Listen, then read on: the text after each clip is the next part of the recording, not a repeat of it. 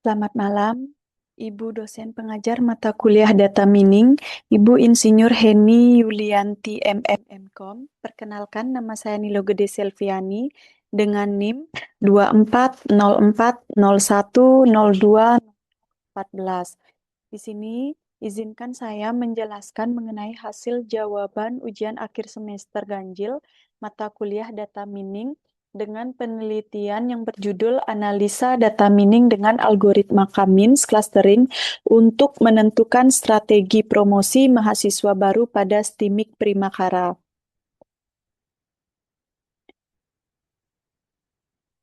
Adapun latar belakang penelitian yang saya garap yaitu persaingan yang ketat antara perguruan tinggi menuntut setiap institusi untuk mengelola data secara profesional agar dapat menghasilkan informasi yang berguna dalam mendukung pengambilan keputusan. Ini teori menurut Tonggiroh dan Jufri pada tahun 2018. Salah satu bentuk pengelolaan data yang penting adalah pengelompokan data mahasiswa berdasarkan karakteristik tertentu sehingga dapat membantu perguruan tinggi dalam menentukan strategi promosi yang lebih efektif. Menurut Fadlina tahun 2014. STIMIK Primakara merupakan perguruan tinggi di bidang teknologi informasi yang berdiri pada tahun 2012 bertempat di Denpasar, Bali, dengan memiliki 3 program studi yaitu Sistem Informasi, Akuntansi, dan Teknik Informatika. Dalam upaya meningkatkan jumlah mahasiswa baru, STIMIK Primakara menerapkan strategi pemasaran seperti sosialisasi ke sekolah, periklanan melalui berbagai media, serta pemasaran langsung. Namun, penentuan lokasi promosi yang tepat masih menjadi tantangan karena mahasiswa berasal dari berbagai sekolah dan wilayah yang berbeda. Selain itu, promosi melalui iklan belum sepenuhnya mampu memenuhi target jumlah mahasiswa baru, sehingga diperlukan strategi yang lebih tepat sasaran.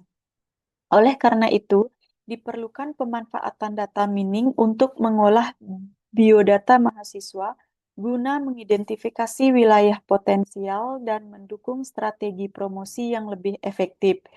Dalam penelitian ini, maka digunakan algoritma K-means clustering dengan atribut wilayah sekolah asal, program studi, dan gelombang pendaftaran mahasiswa. Metode ini bertujuan untuk mengelompokkan data mahasiswa berdasarkan kesamaan karakteristik sehingga dapat membantu tim marketing dalam menentukan strategi promosi yang lebih tepat, efektif, dan efisien.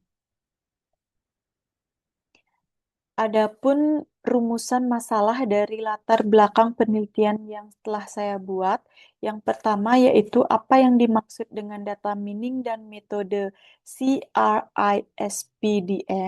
Yang kedua, bagaimana penerapan metode CRISPDM dalam analisis data mahasiswa baru. Yang ketiga, bagaimana penerapan algoritma K-means clustering dalam mengelompokkan data mahasiswa. Dan yang keempat, bagaimana hasil clustering dapat digunakan untuk menentukan strategi promosi mahasiswa baru.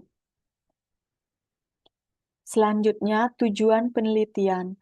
Berdasarkan rumusan masalah, adapun tujuan penelitian yang pertama yaitu memahami konsep data mining dan metode CRISPDM. Yang kedua, menerapkan metode CRISPDM dalam analisis data mahasiswa. Yang ketiga, mengelompokkan data mahasiswa menggunakan algoritma K-means clustering. Dan yang keempat, menentukan strategi promosi berdasarkan hasil clustering. Selanjutnya, manfaat penelitian. Adapun manfaat penelitian yang didapatkan yaitu satu, memberikan informasi kepada institusi pendidikan dalam menentukan strategi promosi. Yang kedua, membantu dalam pengambilan keputusan berbasis data. Yang ketiga, meningkatkan efektivitas promosi mahasiswa baru. Dan yang keempat, menjadi referensi bagi penelitian selanjutnya. Adapun tinjauan pustaka mengenai pengertian dari data mining. Data mining adalah proses mengekstrak informasi penting dari database besar untuk membantu analisis dan pengambilan keputusan. Ini teori menurut Denny Jolita pada tahun 2020. Data mining banyak digunakan dalam berbagai bidang seperti bisnis, keuangan, telekomunikasi, dan pendidikan. Adapun tahapan dari data mining yang pertama yaitu asosiasi. Asosiasi dipakai untuk mengenali tingkah laku dari suatu kejadian. Teknik ini menyiapkan nilai yang akan ditampilkan pada setiap baris secara bersamaan dan menampilkan hasil keluaran yang diturunkan dari aturan. Kemudian yang kedua, klasifikasi. Tujuan untuk memprediksi perilaku konsumen di masa mendatang melalui klasifikasi yang tercatat dalam database ke dalam beberapa kelompok kelas berdasarkan kriteria tertentu. Kemudian tahapan yang ketiga ada clustering. Model yang dilakukan dengan mengelompokkan objek berdasarkan data yang menggambarkan kesamaan antar anggota kelas dan meminimalkan kesamaan antar kelas. Selanjutnya, teori tentang K-means clustering. K-means clustering adalah metode pengelompokan data non-hierarki yang mengelompokkan data berdasarkan kesamaan karakteristik ke dalam beberapa klaster, di mana data yang mirip berada dalam satu klaster dan data yang berbeda berada di klaster lain. Pengelompokan metode ini memiliki beberapa tahapan, yaitu yang pertama, tahapan menentukan jumlah klaster K. Yang kedua, inisialisasi pusat klaster K dapat dilakukan dengan berbagai cara, tetapi sering dilakukan secara acak. Kemudian tahapan yang ketiga yaitu mengelompokkan data ke klaster terdekat berdasarkan jarak ke pusat klaster. Selanjutnya teori tentang Cross-Industry Standard Process for Data Mining atau sering disebut dengan CRISPDM yang merupakan standar proses data mining yang dikembangkan pada tahun 1996 untuk membantu menganalisis data secara sistematis dan terstruktur. Model ini terdiri dari 6 fase utama, yaitu fase yang pertama ada pemahaman bisnis. Pemahaman bisnis merupakan fase untuk menentukan tujuan dan masalah yang akan dianalisis. Kemudian yang kedua, pemahaman data merupakan fase untuk mengumpulkan dan mempelajari data. Selanjutnya, persiapan data, yaitu fase untuk membersihkan dan menyiapkan data untuk analisis. Kemudian yang keempat, fase pemodelan, yaitu menerapkan teknik data mining untuk membangun model. Yang kelima, evaluasi, yaitu fase menilai kualitas dan hasil model. Dan yang terakhir ada implementasi, yaitu fase untuk menyajikan hasil utama yang digunakan dalam pengambilan keputusan. Selanjutnya, teknik pengumpulan data instrumen penelitian. Proses pengumpulan data yang memiliki tujuan untuk mendapatkan data yang tepat dan akurat, maka penulis memakai teknik pengumpulan data sebagai berikut. Yang pertama, wawancara atau interview. Teknik ini merupakan teknik wawancara yang dilakukan dengan cara tidak terstruktur. Kemudian yang kedua ada dokumentasi, merupakan teknik yang menggunakan data mahasiswa seperti nama, sekolah, asal program studi, dan minat pendaftaran. Dan yang ketiga ada studi literatur, yaitu teknik dengan mempelajari referensi dari buku dan jurnal penelitian yang terkait dengan analisa data mining. Selanjutnya, sumber data dan alur penelitian. Sumber data di sini menggunakan data primer dan data sekunder, di mana data primer diperoleh melalui wawancara dengan pihak marketing dan dokumentasi data mahasiswa dari Stimik Primakara.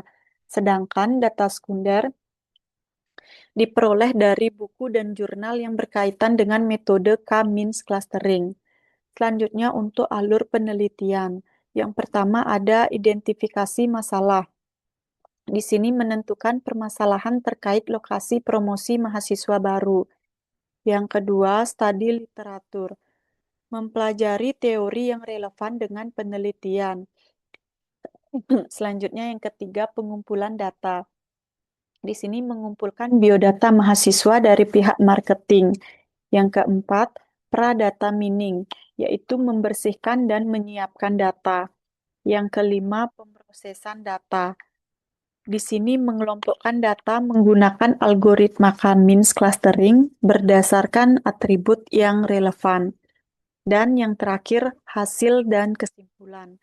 Di sini menyajikan hasil analisis sebagai dasar pengambilan keputusan. Selanjutnya hasil clustering. Di sini terlihat tabel cluster model yang terdiri dari yang terdiri dari 3 cluster dengan total number of itemnya ada 1011 item. Setelah dilakukan proses perhitungan data mining memakai K-means clustering dengan 3 cluster, maka didapatkan hasil cluster yang terbentuk adalah 3, sesuai dengan pendefinisian nilai K dengan jumlah cluster 1 yaitu 906 items, cluster 2 28 items, dan cluster 3 ada 77 items, dengan total sebanyak 1011 item. Hasil perhitungan memakai rapid miner antara cluster dengan centroid yang menghasilkan cluster akhir, yaitu yang pertama atribut wilayah dengan nilai 4.691, 1.839, dan 2.344 item. Yang kedua, program studi dengan nilai 52.714, 1.857, dan 2.393 item. Dan yang ketiga, gelombang registrasi. Itu dengan 24.221, 1.792, dan 2.338 item. Di sini terlihat 3 tabel klaster, di mana hasil klaster 1, kedua, dan ketiga. Terlihat dari perbandingan wilayah, program studi, dan gelombang pendaftaran. Di sini saya akan menjelaskan mengenai hasil dari klaster dan sentroid akhir. Bahwa pada klaster 1, mahasiswa yang paling banyak mendaftar berasal dari wilayah Denpasar Timur dan Gianyar dengan mengambil program studi Sistem Informasi dan Teknik Informatika dan melakukan pendaftaran pada gelombang pertama. Yang kedua, pada klaster 2, mahasiswa yang paling sedikit mendaftar berasal dari wilayah Kupang dan Larantuka dengan mengambil program studi Sistem Informasi dan Teknik Informatika dan melakukan pendaftaran pada gelombang pertama. Kemudian yang ketiga ada pada klaster 3, di mana mahasiswa yang mendaftar dengan jumlah rata-rata berasal dari wilayah Bekasi dengan mengambil program studi Sistem Informasi dan Teknik Informatika dan melakukan pendaftaran pada gelombang pertama. Selanjutnya strategi pemasaran. Terlihat beberapa strategi pemasaran yaitu melakukan pemasaran dari tim pemasaran langsung ke daerah Denpasar Timur dan Gianyar. Kemudian yang kedua ada mempromosikan dengan memperbanyak jumlah sekolah potensial di daerah Denpasar Timur dan Gianyar. Yang ketiga, membuka booth registrasi dan bazar informasi di tempat-tempat umum atau pusat komunitas di daerah Denpasar Timur dan Gianyar. Yang keempat, melakukan pemasaran ke sekolah yang memiliki jurusan yang sejalur dengan program studi Sistem Informasi dan Teknik Informatika. Yang kelima ada memberikan potongan tambahan untuk calon mahasiswa yang registrasi pada gelombang pertama. Dan yang keenam untuk daerah yang jauh dijangkau sesuai dengan hasil klaster 2 dan klaster 3 hanya dilakukan pemasaran dengan periklanan.